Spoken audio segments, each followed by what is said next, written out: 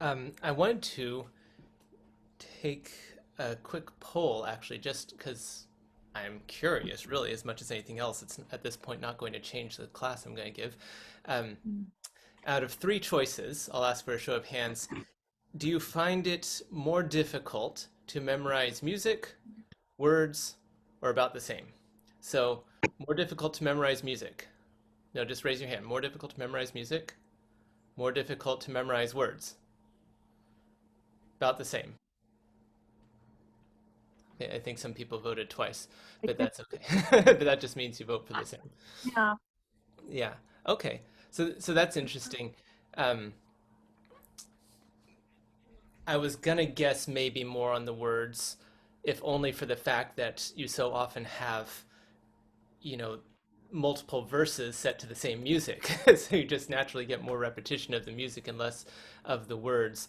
Um, And I feel like maybe more of my examples are going to be having to do with words, but that's also partly because it's easier to just show examples of words.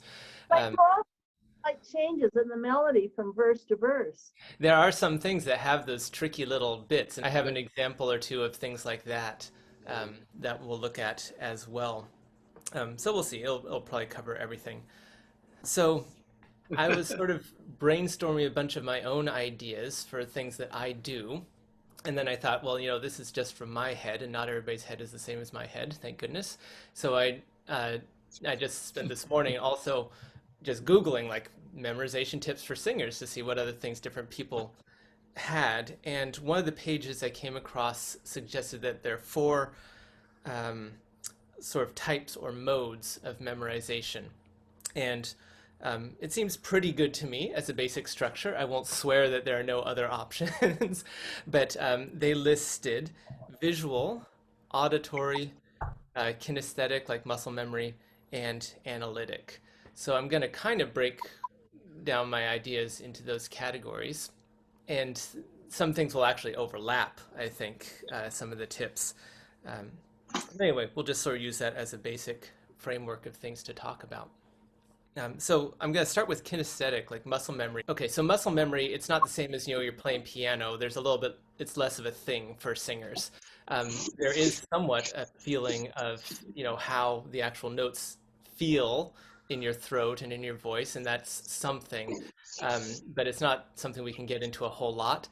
Uh, so as not to feel too bad about losing muscle memory as an option, it's actually one of the weakest forms of memory. It's basically habit.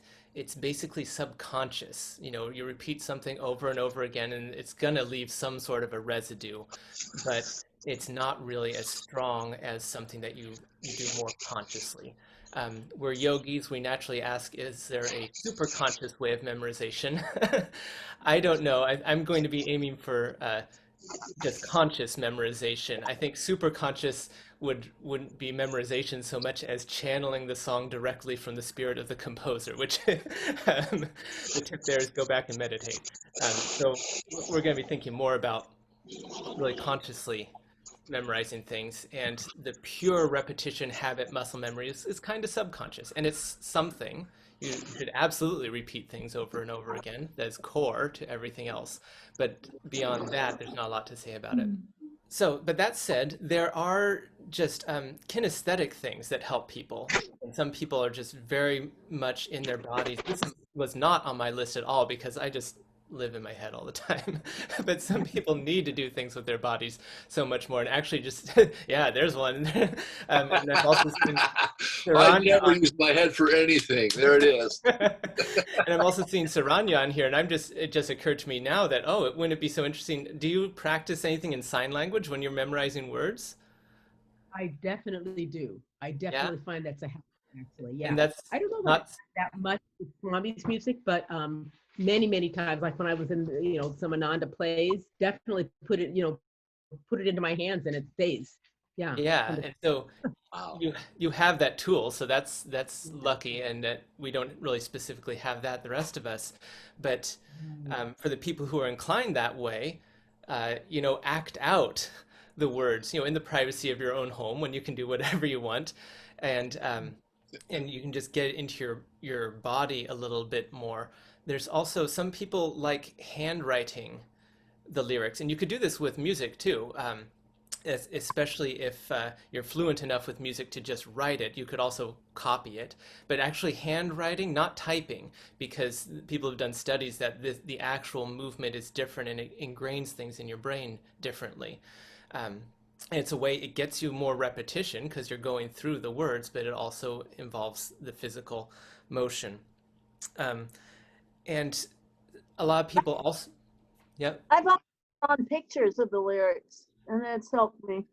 Yeah, I was going to put that under visual as well, but that's it's physical as too. Like I said, a lot of things overlap. Um, and I mentioned, potentially acting out lyrics. Also, just repeating things, practicing things during other kinds of movement. So I sing a lot as I bike to and from the church, and uh, and you could do it just while you're washing the dishes, while you're doing chores around the house, but just having the physical motion just keeps more of your body engaged. A lot of the one very general thing that I find across a lot of tips is like really the key concept we're going for here is more ways to engage with the music, with the words, because the subconscious repetition, just habit form of memory isn't engaging. It's there, uh, but and you can memorize somewhat from it, but not very strongly. The more you just relate to something, the deeper it will get ingrained in you. And some of these ways will be really directly related to the music that we're singing, and some of them it may barely be relevant. I mean, what does have biking have to do with learning this new song? But it gets you engaged in a different way, especially like maybe you run to the beat of the song that you're singing, um, but you're paying attention, and the more attention you pay, we know this, and that's where your energy goes, and it has a better effect. Um, So I think this is probably all I can say in the kinesthetic category, unless anybody else who is more in their body than in their head wants to contribute any ideas. That's kind of what I was able to pull up um, in that department. The second one is auditory, and part of this is a little bit like, well, duh, we're singing, so that's going to be part of the picture, and hopefully you're listening to yourself as you practice the song. And but this also includes listen to good recordings of the song, maybe listen to a variety of recordings if there are multiple ones available, and you can hear different different interpretations of it, different expressions of it. You can think about how they compare. Again, it's just a way of engaging more, not just listening passively. Listen really hard, see if you can pull out your part from the four-part choir arrangement, that kind of thing. Just get into it. Don't just put it on in the background, which again is something, but it's sort of a subconscious something, but really sit down and listen to it. Um, I've seen some people suggest practicing singing it in different ways, louder, softer, faster, slower, with a funny accent, whatever. It obviously in ways that aren't going to be part of your performance. But well, one, there's the engagement. It can just keep you a little interested in paying attention more than you might have doing it the same way all the time. And you're just getting different sounds. Um, and looking at the fact that we have our choir director on here, I'm thinking maybe it will even make you more responsive when the choir director wants to pull out something different from a piece. It's like, oh, yes, I did that in all my experiments. Who knows? But just sort of that variety, and you can tune into the core of what the piece is, even with all the different sort of trappings on it as it might appear in different ways with different sort of performances. And of course, there is a particular way to at least some extent. You don't want to butcher Okay, things too can I get much or too your often. But actions now? Christina, I'm going to mute you, but if you need help, just let us know. um,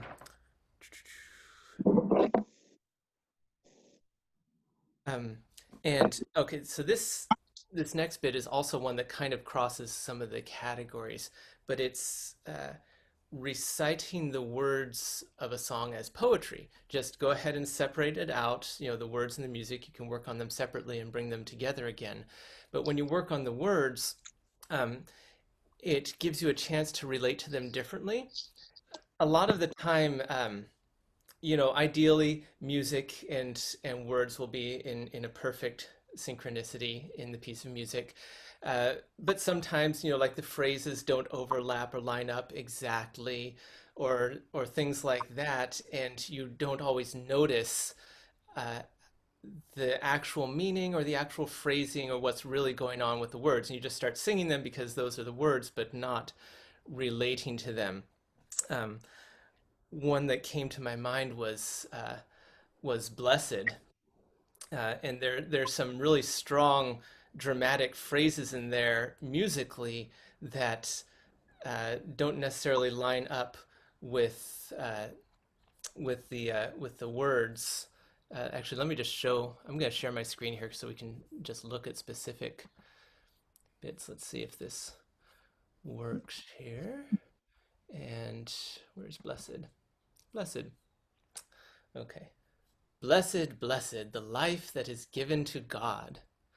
Blessed, blessed, the ways where his feet have trod. The ways where his feet have trod is all this one concept. There's this big fermata on ways when you're singing the music. The ways. And I find at least that I get to that note and I'm like, yeah, we hit it. That sounded great. What's going on? And then what's next? Oh wait, where his feet have trod suddenly has become a separate unattached thing, even though logically it's attached to the ways, but then like the ways, like that didn't even finish any sentence. So this is a case for me where the music can kind of take over and then my brain skips out on the words, you know? And when you pull up the lyrics themselves and really just go, okay, the ways where his feet have trod, that all goes together. Another interesting one down here at the bottom will be harvested in God alone. And of course, this is part of a very long sentence. All the wealth for which men ever schemed, all the beauty ever dreamed, all the gains for which men sigh and moan, all of these things will be harvested in God alone. And harvested is such an interesting word because the melody there has two long notes, har, ve, and then stead lands on a downbeat. And it's weird because stead is not the point. But this is another bit in the music where there's I feel this inclination to go, will be will be harvested.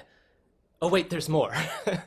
And studying the lyrics as poetry um, can really help you make everything more coherent and cohesive so that when you come back to the music, um, you don't space out in the middle of those sentences just because the music did something that distracted you. Does that make sense? I'm gonna pull up another example that I like. I've been reading the Rubaiyat a lot recently, and singing the Rubaiyat a lot. And this, of course, was written as poetry, not with music. And the basic form of this poetry, it's what you may remember from high school English classes, was iambic pentameter, which means ba-dum, ba-dum, ba-dum, ba-dum, ba-dump is the rhythm, the default rhythm. But a good poet does not stick to that rhythm. And so if you read this that way, it has problems. The mighty Mahmud, the victorious Lord, that all the misbelieving and black horde of fears and sorrows that infest the soul scatters and slays with his enchanted sword. And it just, it puts accents on words like the and that, and then scatters is just all wrong. You have to say scatters, which doesn't work because he didn't mean it to be that way. He meant it to be flexible within the format of the poetry. The mighty Mahmud, the victorious Lord, that all the misbelieving and black horde of fears and sorrows that infest the soul scatters and slays with his enchanted sword. And it's fun to practice reading poetry or just song lyrics and really saying if I didn't have music, how would I express this so it comes across? What was the author really trying to think? Trying what was he trying to get across? How did he want it to sound? And we're lucky with the music on this because the music could really steamroller it into a ka-chunk, ka-chunk, ka-chunk thing, except Swami did write freely above the music, indicating that you could have a little bit of flexibility as you sing this. Um, and and sort of push and pull towards uh, the different accents. So this really gives you not only does this help you memorize it because you've now interacted more with the words and really thought about them, really made decisions about how you want it to sound, where you want the accents to be, but now that can come across when you sing too.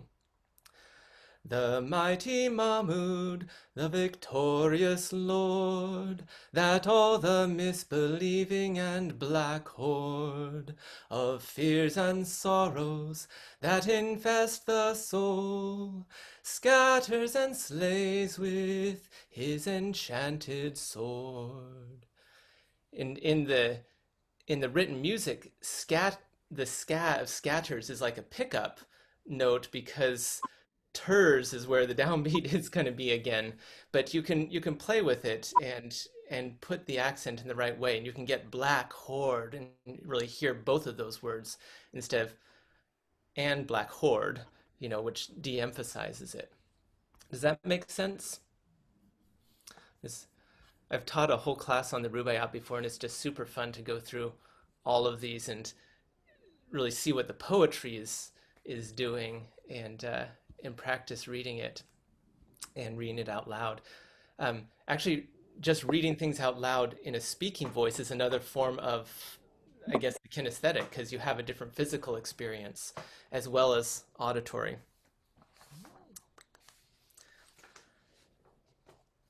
Let's see. Okay, I'm going to close these guys. Um, where are we now? I think that's all I'm going to say in the auditory category. Visual category. Some people have very visual minds. I remember a friend in college who was a violinist, and he was playing through something for me, and we were talking about like memorizing and learning and whatever. And he stopped and he said, I could tell you right now that I'm actually on page 3, second line, fourth measure over, because he's just following the whole thing there in his head. And some people really do that. I'm not usually much that way. I have a couple cases like the poem Samadhi. I know where the page turns are in Whispers from Eternity because that's what I memorized it out of. So I don't know every single line, but I know where the pages switch over because that image is stuck in my head from learning it. But there's some little things that I do here and there that I'll just give as ideas. And let's start with what Kathy said, something about drawing pictures. And one I was going to mention was I remember reading Saranya's music over her shoulder at one point. We were singing If You're Seeking Freedom, and it was next to though men all obey you, what if they betray you? And she had this little frowny face with angry eyebrows. And it's always stuck in my mind, so that was certainly memorable. I don't remember if she had other I have drawings. many, especially Okay. when Swami songs have lots of words. I have pictures. Yes. Yeah. Yeah, and then you can remember a little sequence of pictures to go along, like which verse comes next, and you can remember, oh right, there's the picture of the marble mansion above the picture of the frowny face or whatever it was, Right. and you can get the order of the lyrics. There's actually a very very ancient memory technique called the memory palace. Has anybody heard of this? And it's an interesting one. It's very visual and very sort of spatially oriented. And I've never super gotten into it, but the concept is you think of a space that you know well, and it can be a room or a house or a whole city, depending on what you know well and can hold in your head. And you have you place objects in that space in your mind as symbols. And then as you walk a path through this room or this house in your head, each symbol tells you what thing is next. Um, I read a very interesting book called Moonwalking with Einstein about a guy who basically decided just for fun to learn these techniques and try competitive memorization, like the sort of people who, have an hour to memorize the order of three decks of cards and five poems and like all these other things, and then they go and do it. They use techniques like this. Um, for me, going that hardcore with it is a bit too far removed because it gets so symbolic and people just come up with basically their own codes of symbols that they're putting around their memory palace. And I would rather do all these interesting things about engaging with the content because I'm here for the content. They're there for the memorization itself. I'm here because of the music. But still, if that's an appealing idea, like you're more than welcome to play with it, and really like a sequence of pictures representing each stanza in If You're Seeking Freedom is is like a mini memory palace because you can just sort of see them together and just go down your list.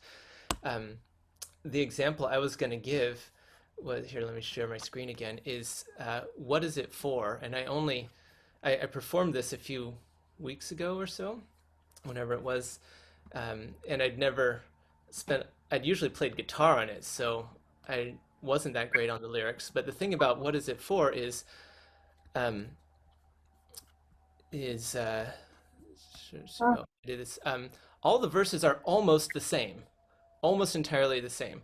So if you learn one, you've learned most of the song. So this is the whole song, but these are the only words that are different. Walking, walking, this one word changes, then it repeats, and then this word is related. So walking goes with paths, singing goes with songs, laughing goes with joys, living goes with lives, and that's pretty logical. Um, and so this means that I was in the position of like, oh yeah, I know how a verse goes, but golly, how can I ever remember which verse is next? And this one, it's particularly tricky because each one starts the same way. The different bit doesn't come till there. Like, so you get this great start. You're so confident at the beginning of every verse. What is it for? What is it? If it was the first word, you would at least be warned right away, but you can get distracted thinking you're on top of it. If you Because the first phrase is always the same. Same bit with if you're seeking freedom. Each of the first three verses starts with if. All the verses actually starts with if you're seeking freedom, and then you have to think where it is that you're seeking freedom.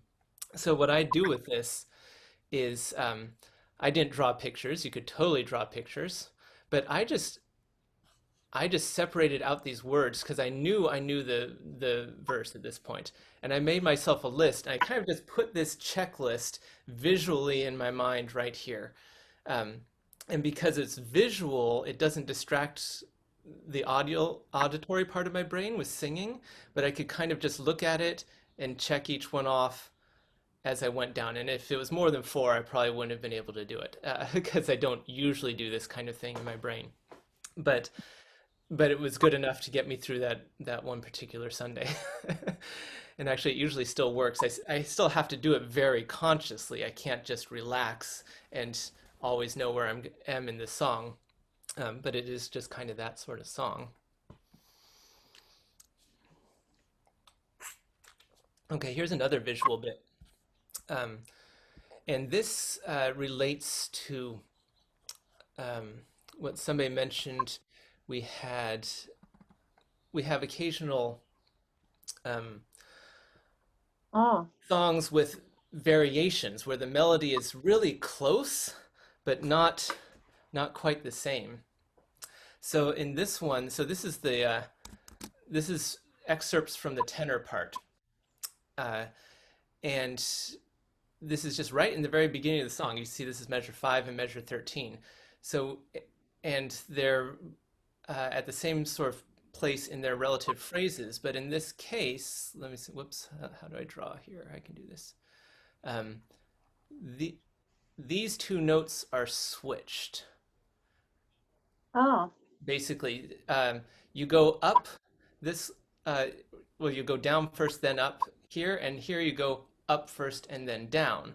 So there, in each case, there's sort of a note that pops up higher than the others. That's really noticeable if you're singing tenor, but it's in a different spot in each time. And the question, if you're a tenor, you're coming up to this, you're always going, shoot, which one is it? um, and for me, I do this just with I think of this in shapes because this one's going up and this one's going down. For some reason, I visualize it kind of like blocks, but I imagine these sort of symmetrical shapes, um, that are facing each other here. So here we have the down and then up. Oops, how did I switch that? And here we have the up first and then down. And for some reason, just seeing this shape as I'm singing this part of the music helps me remember it. I don't do this kind of thing a whole lot, but it's something that kind of naturally evolved in this particular song for me. So, maybe you'll find places where the same thing happens for you.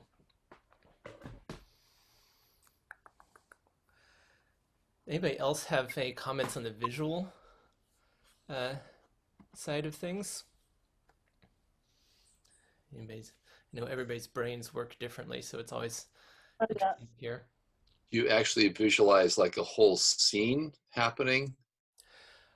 I don't, because I don't tend to be very visual in my in my mind most of the time. I'm sure some people do, especially with songs that tell stories. Um, you can just paint the picture, visualize the action, etc. Yeah. For the longest time, I was told it wasn't correct because Swami said that the the war was over, Brave Were the People, I had this whole scene of this Irish armies and stuff going on. And it came out, everybody said, who wrote that song? And I said, well, Swami did. He said, no, he didn't. And so my feeling was so different from what he was visualizing, it wasn't correct. So anyway, yeah, I'll we keep that. have there's sort of two different issues here. One of which is just simply memorizing, in which case I would tell you do whatever helps you remember the notes and the words. Um, as yogis, we have the question of attunement as well. So we Yes. would also prefer it if our methods were in tune with the song itself. But, we should also spend a lot of time with the songs and thinking about what they mean and why Swami wrote them and how it transmits Swami's consciousness. And that's just another part of engaging with the music for us. Um, that's interesting that it came across differently just because you were thinking about it. I mean, music is a transmission of consciousness. That's what Swami keeps telling us. So boom, there it is. There's your example. For me, I'm visual, but in a different way. This Swami's words come so quickly through in a song that it's possible for me to have some mental image of something that's related and then apply it that quickly to the words themselves, because the song is over by the time I can do that. So what I'll often do is I'll make an index card with the poetry on it, and then I'll do long walks around the block and just start nailing down one verse at a time until I feel like I really have it. And sometimes I need to make a large letter at the start of the line so I know what letter the word is going to start on, which sort of launches me into the word itself. Because Swami's words are so exact, I can't approximate to leap into it. It's not 2 + 2 is almost 5. I really have to get there right on the spot. So an index card with words and large letters at the start. Praise Ye the Lord is a song that goes by really I'm fast. gonna And come up to that one I actually. basically I have, first letters help me launch into those sentences. And Yeah. as long as I've been singing Swami's music, I'm very deficient at word memorization. I can memorize a musical part in about 30 seconds. I see it, I hear it, it's in my consciousness, I'm done. But the words, I'm still working on the words all these years later, and I still refresh them before every performance. So, Yeah. and I wish that I were better at this, but so that's why I'm attending your workshop. But it's my secrets as far as I know. And Praise Ye the Lord is going to come up in an example in a little bit. But the final category here is the analytic category. And again, you'll see it kind of overlaps with various other ones, but it's it's sort of thinking about why a piece of music is written the way it is, how everything fits together, and understanding it at kind of a different level than just like, oh, that sounded nice. And musically, this I recommend, if you haven't already seen it or didn't attend, checking out the previous video that we did here about basic music theory. Because the more you study music theory, the more things will just kind of make sense and will group together in logical chunks. You know, if I tell you to memorize these words, I have a dog, his name is Rover. It's going to be very easy. You're not actually memorizing, what is it, like 8 words? You're basically memorizing 2 things. And you know how English works, and it all fits together. And in a way, it's kind of memorizing one thing. There's a dog named Rover. You know this, and you can just reconstruct the sentences because you know English very well. And if I gave that sentence to you in Farsi, you would have to learn it phonetically and just hope for the best. And if a little bit falls out, you're going to lose it and you won't even know. But understanding music works the same way. A lot of us have sort of an intuitive, or probably better to call it subconscious, understanding of music just from listening to it a lot, but it helps to understand it, especially if you're singing harmonies, in which case, you know, they don't always flow as logically as melodies. If you remember, we have our solfege scale from before, where this could be any key. And whatever key you're in, you call that do, and the scale is do, re, mi, fa, sol, la, ti, do, and it lets you start noticing patterns. And so, for instance, you know, you might notice that you nearly always end, why am I not drawing here, you nearly always end on do, or at least the sopranos and the basses nearly always end on the note do. If you're an alto or a tenor, you'll very frequently be ending on mi or so. But that's 3 possibilities out of, you know, 7. And that's the beginning of starting to notice a pattern. And then when things crop up again, it's like, oh, that makes sense, as opposed to, oh, I have to memorize another arbitrary note for this harmony part of mine. And if we do more music theory classes, we'll talk about chords, but this do, mi, so, mi, do, this actually makes a major chord of the key that you're in. But and then you start noticing patterns. So just here's an example. These are taken from mostly tenor parts. Life is a dream. So we're in the key of C major right now. This is just the end of a phrase. Friend you today. I'm going to get my guitar because I'm going to be doing a bunch of different keys here and I'm going to get confused. Friend you today. So, and if you notice, this is the same ending over here in The Light That Was Christ. Reaped through the years. And if you apply what we learned in the last workshop here, these notes in the scale are fa, so, and mi. And here we have 2 fas and here we have 2 sols, but it's basically fa, so, mi. And if you sing tenor, at least, this starts coming up a lot, even though it comes up in different keys. But because we learned it this way, we can recognize it no matter what key it shows up in. So here is, if you're seeking freedom, in F sharp major, and like, this looks totally different. These are different notes, but guess what? These notes are fa, fa, so, mi. It's the same thing there. We go to B flat major, sing out with joy. I stole an alto part for this, sorry, altos. And here we have at the end of this, fa, so, mi. I should give you the chords for each of this. So we're in B flat now. This is the key that we're in. And we have this ending cadence, fa, so, mi. When we were in C major, we were in this key, and it was fa, so, mi. When we were in F sharp major, where's that? We were in this key, and we had fa, so, mi. If we're in E major, you know, all these, every time the notes themselves are different, but they're the same pattern that we represented with with the solfege notes. And here we have this whole string of fa, sols, and mi's at the end. So we're in the key of E now. Well, where are we? Welcome the fa, fa, so, so, fa, so, mi. And the more you study music theory and just think about these things and go, oh, we're ending on, you know, this 4-5-3 kind of thing, the fa, so, mi, and then you just recognize them when they show up.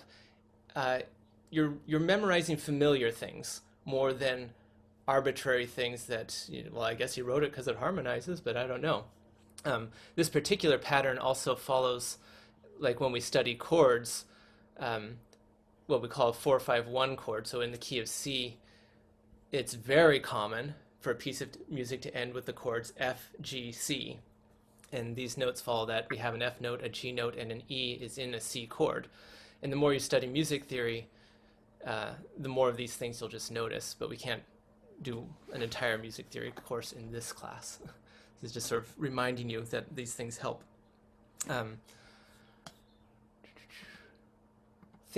Okay, so back to the words. Thinking about the meanings of the words is a useful thing. And so here's one, this is one bit from Shakespeare. So Swami didn't write these words, he wrote the music to it, so we often sing this.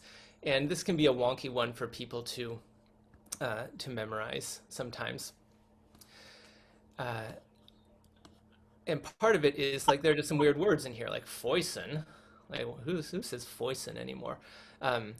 And often when we sing this in the ensembles, Rambakta will step up to the plate and educate us all, re-educate us all usually because we tend to forget in between, but it's very helpful. Foison is like great abundance. And garners are similar to barns, but it's like grain repositories, so it goes along with barns well. Burthen is just another form of burden. So you go through and you just figure out these things. And we also have Juno and Ceres in here. And it's also worth just looking them up. And it takes 10 seconds on Google to find out, oh, Juno was the Roman goddess of marriage. And if you want, you can even look up this scene in The Tempest. And it happens to come towards the end when they're having the celebratory wedding feast, and the gods from heaven actually come down and sing a blessing on the couple. And so naturally, it's going to start with the honor, riches, marriage, blessing verse, because that's the point in the scene. That's what's happening. And it would be natural that Juno would sing this verse, and she does in the play, because she's the goddess of marriage. I also find it helpful to go, oh, we just sang joys, and here's Juno with another J. Because when you get down to here, Ceres is the soft C sound, following spring and scarcity and shun and shall, and all these S sounds down here go with the soft C of Ceres. So sometimes just that's auditory again, but it helps to remember. So we have the bless the married couple, and then we have more generalizing the blessings into just like abundance all over the place, specifically with growing things and your food and your stores and all of that. And then this one has to come last because it's spring come to you at the farthest and the very end of harvest. So naturally it's going to be the last one. And this is a nice bit to parse apart the meaning of as well, because it's not super clear if you just read that. I think the way it's meant to come across is may you skip winter, basically. You harvest, you bring in all the food, and yay, it's spring again already, and you don't have to go through the cold part of the year. Or you can think of it as the end of harvest being like you've finally eaten all your stores for the winter that you harvested back in the fall, but now it's springtime, so it's okay. So your harvest lasted you all the way to spring. Is another way to think of it. And of course that fits with scarcity and want shunning you. So just reading it and making sure you actually know what's going on is super helpful. Um, and it seems obvious, but as singers, we can just get so caught up in enjoying the music that we just slap the words on afterwards and hope for the best. And it makes it tricky. Let me see. Um,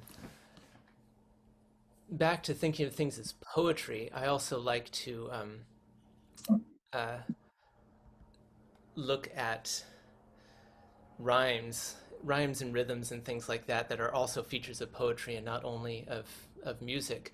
And Well Done, Lord is just one of my favorite songs. I say that about a lot of songs, but this this one definitely is one of them. And the rhyme scheme always just completely tickles me. Um, the Every verse starts with done at the end. It's always well done there. And then there's something else. There's your counter rhyme. It's key in this case. And then you have to rhyme with done. Every verse has to rhyme with done because they all start there. And then rhyming with that, and then repeating these. And then you come into the chorus sort of section and you get a whole brand new rhyme, which you would expect because usually the chorus is just its separate unit from the verse. But then, hey, you go right back to rhyming with done every time. Oh, isn't that fun? It's tying them together. And then here we rhyme with our new rhyme for the chorus. But then, oh, look, we're tying back to the verse as well and rhyming thee with me. And all the verses have this same structure. And, if you like notating things, this is how, a poet would indicate it, with where everything that's an A is a different word that happens to rhyme, and everything that's a B is a different word that happens to rhyme. They all rhyme with each other. The parentheses, I'm just saying you're repeating those lines. So you have this fun interweaving of A, B, A, B, A, B, C, A, C, B. Like the first rhyme becomes the second rhyme here, and you pull in this second rhyme from up here down to there. And I just like it because it's not wacky, but it's different enough from the usual to be fun and interesting. Um, and whether that changes how I sing it, I don't know. But it's fun to think about it, and the more fun you have with it, the more engaged you're being, and the more it embeds into your memory because it's all about engaging with this stuff. Does that make sense? Yeah. Well done. And then just in general, whatever other patterns of anything you can find. And I'm going to pull up Praise You because Karen mentioned this. This is a tricky one. And let's make this fit a little bit here. And they all start with praising, and then you have to think of what's coming next. Actually, this whole first line is the same in each round. And so you might look for patterns like, okay, here's all these things he made, but here also are all these things he made, and it's easy to swap lines around from one verse to the other. And so when I get here, I start to think of, okay, these are all kind of landscape features. There's things that you look out there and you see in a landscape picture. You can see the mountains, the woods, and the fields, and the sky. So it's physical stuff, even the sky, sort of. Down here, these are getting a little more abstract. The sun is a physical thing, but if you start with seasons, like you can say, okay, we went from the concrete to the abstract, and seasons have to do with the flow of time, as do night and day. So that all goes together, and once you've gotten the hush of night, it's only logical to also mention the sun. So those guys can kind of flow together in that way. I think this is the one where people also use like the alphabetization to remember, because mountains comes before seasons. Gladness comes before laughter, just to get started on the on the verses, if that helps. Fills comes before taught. You have something to do with your hearts in the second line of each chorus here. So that's another tricky one. So fills, if you can remember that fills comes before the taught, then naturally you have to fill your heart with, well, I guess you could fill your heart with love. That would be tricky. But if you fill your heart with song, then you can remember that the notes on high naturally have to come after that, and it kind of flows. A lot of it, I find, there are easier and harder parts of everything to remember. and you zero in on the hard parts, and then the easy parts will sort of be drawn along after them. Um, Another one, I didn't print this one out, but if you think about lift your hearts unto the Lord, this is another case where you have uh, almost exactly the same thing, at least in terms of the words. The musical arrangement changes, but each round through is almost the same words, but it changes from joy to truth to love. And so it's the sort of thing where you're singing along and you're great, and then you're going, uh-oh, which word are we on? um, and if you're looking for patterns, somebody pointed out to me years ago that JTL, joy, truth, love, stands for Jesus the Lord. And maybe everybody knows this already, but I just loved it, and I totally use it every time I sing that song, because there's that little pattern. And sometimes you just sort of think, like, if I was the composer and I was making this song myself, how would I logically put this together? Um, I actually did it with the Rubaiyat. I want to pull that Rubaiyat verse up again here. Um, so this second line, if Edward Fitzgerald had wanted to fit this line into a perfect iambic pentameter, it would have been easy. That all the black and misbelieving horde. If you switch the word order, it fits perfectly. He had to deliberately break the rhythm to do this. So this is a clue that, oh, there's something interesting here. Why would he have done that? If I was the poet, why would I have done that? And my answer here is that the black horde at the end, that's called a spondee. You have two accents in a row after a lack of accent. So instead of ba-dump, ba-dump, ba-dump, ba-dump, strictly alternating, you have that all the misbelieving and black horde. It just hammers at the end there, which is really appropriate because he's coming down like an avenging hammer on this black horde of fears and sorrows. It's a very it's a battlefield of a stanza here, right? And he's putting that into the sound of the poetry itself, that all the misbelieving and black horde. And I feel like it sort of comes again at the end. The accent would normally be on the second syllable, but you can't say scatters and slays. Maybe he could have come up with a different word, but I feel like this phrasing, it gives you the feeling of scatters and slays, just launching out like that, like you're scattering something to the wind, is sort of how I feel that line. So it really fits, the sound and the feel of it fit the meaning as well. So finding patterns like that is also very fun. Any other thoughts or suggestions? I'd like to check in everyone. Other ideas that have come to people? I have just a couple more things. But interestingly enough, I got back from my seclusion on Monday to find an email from Jeannie and Bhagavati asking if Keshava and I would perform and record Big Frog, Little Frog.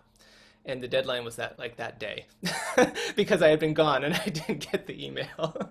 So she gave us a couple extra days, but basically we had a couple days to pull an entire thing together, and I've never performed this song. I've never memorized it. It has 5 verses. So I'm thinking like, oh, it's time for me to put my money where my mouth is, isn't it? And see how well I can memorize this, because if you want to do a good performance, it's especially something that you're kind of acting and playing with. It helps a lot to have it memorized. So here, Big Frog, Little Frog, it's not a short song. Yes. It's 5 verses, and luckily it tells a story. I mean, that helps a lot.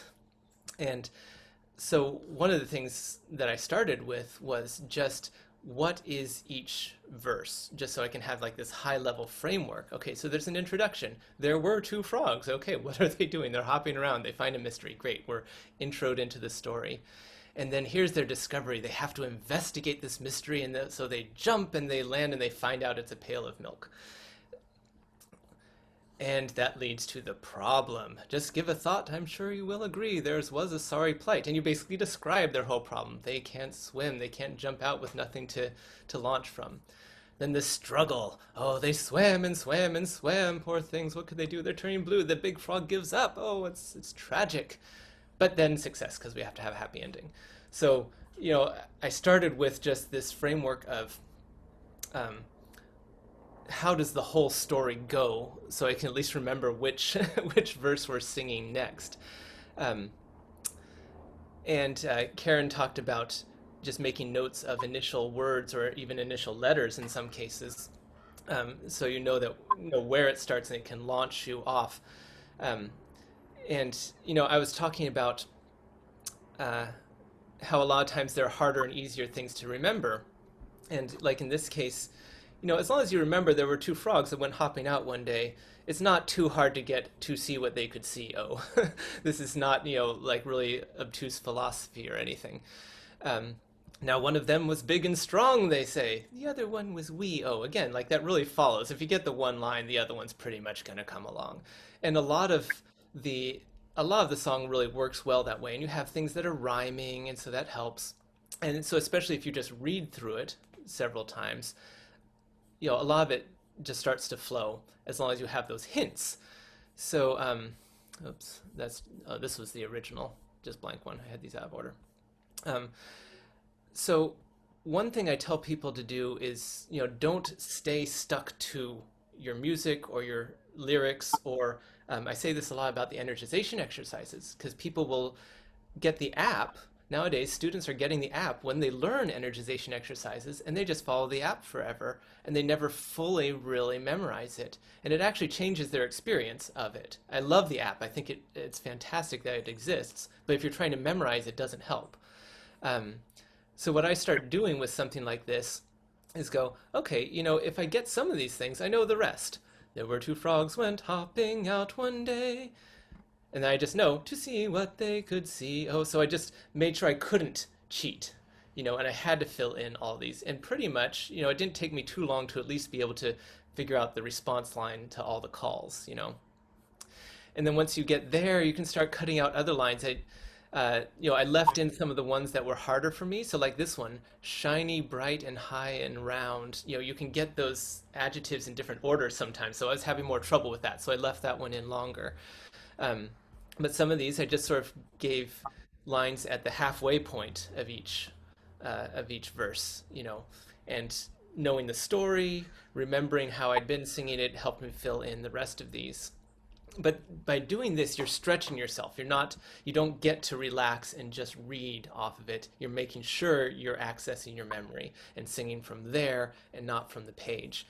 And you can do this as far as you want and maybe get to the point where you just have first lines.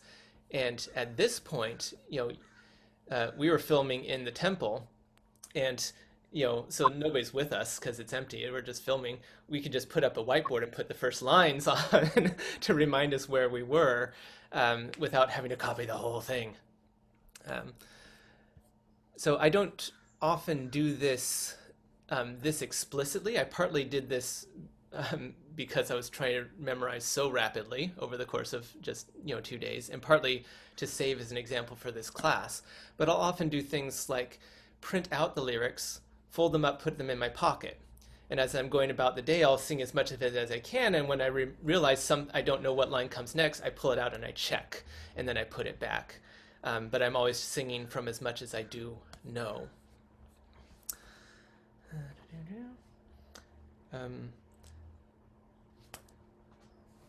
Repetition does help. Just repeat things over and over. As long as you can get some of it memorized, that you can sing it in the shower while you're washing dishes, whatever, then that's really where things take off for me. I have to reach a certain point where I'm not solid on it, but I can at least practice it doing other things.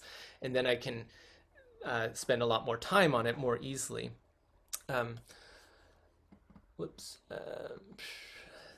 They A lot of people recommend memorizing from the end of the music forward and not obviously singing the words backwards, but taking, say, the last verse and really working on that first, or the last couplet of lines or something, and then the middle one, and then the first one. I haven't done that a whole lot. I think it may be particularly useful if you do solos, and because when you're performing, then maybe the stuff that you're fuzziest on is in the beginning, but you're working towards stuff that you've practiced longer and longer. And so you're getting more comfortable as you get towards the end of your solo. And so maybe that's helpful in some cases. Um, and then just practice. That's unfortunately everything boils down to that. I can give you all the get rich quick tips in the world, but nothing substitutes for actually sitting down and doing this a lot. Memorization is a skill like anything else, and you can get better at it. I memorize things for fun. I like having songs and poems in my head that I can just pull out to entertain myself anytime I feel like it. And and so I'm pretty good at it. I can memorize relatively easily, but I've worked at it. But it's fun. I mean, think of it. You just have your portable library in there. Anytime I want to enjoy the Rubaiyat, I've memorized literally about 50 or 60 verses of the Rubaiyat, and I just go on bike rides and I just sing the whole thing to myself, and and it's great. You can be entertained anywhere. Uh, so just do it a lot, and it'll get easier and easier. So, anything else from anybody? Because this is gonna be about it from me. Other thoughts or comments, or Karen? I could just add just briefly that you don't need to do it for very long.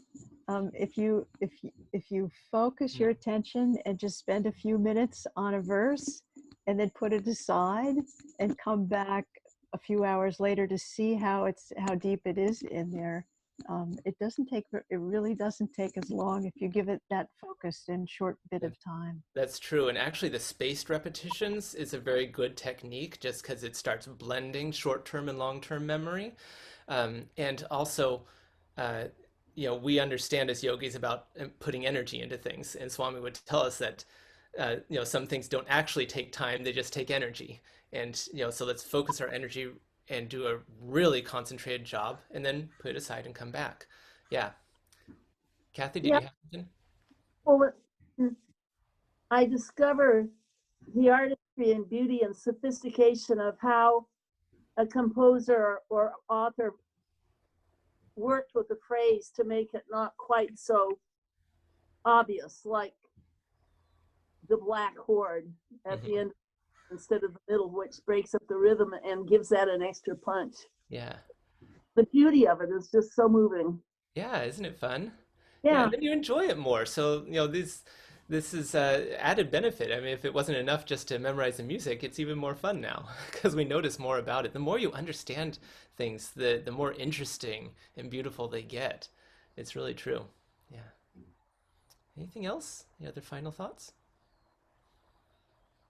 Nandava, it was very helpful to see how you rehearse and practice the little frog, big frog, little frog, because it helped me think about how I could be creative in the way I learn the lyrics. It was so Yeah. very helpful. Thank you for And sharing. absolutely be creative because, like I said, this is sort of the picture from my head, and I don't do everything the same way anyway. Like all these different examples is sort of what seemed to make sense in each different case. And the more creative you are, the more interesting and fun and personalized to you it will be. Yeah. Yeah. Sharmila. I think one of the fun things about this is that I don't think I've really ever stopped to think about how do I memorize. And so in listening to you kind of break it apart in these different ways, I realized that sometimes I use two or three things together, like visual and kinesthetic. Like I always start with a new piece of music. I always start with playing it, listening to it, notes and patterns in the notes. And that's just kind of always kind of where I start, unless I don't have a way to do that. But even if I just have a pitch pipe. Hmm. But so just thinking about, well, how do I learn, and what are the patterns I use? And so this is really fun to think Yeah, about. and mixing and matching it really helps because it involves different parts of your brain and gives you more neural connections and things. And yeah, so it's great. Yeah. Okay. Well, thank you, everybody. It was fun having you all here. Yes, And thank you. Thank you, Thank Tandava. have a you. wonderful rest of your day. Thank you, Tandava. Great class. Bandava. Thank you, Tanda. Bye. Bravo. Bye, everybody.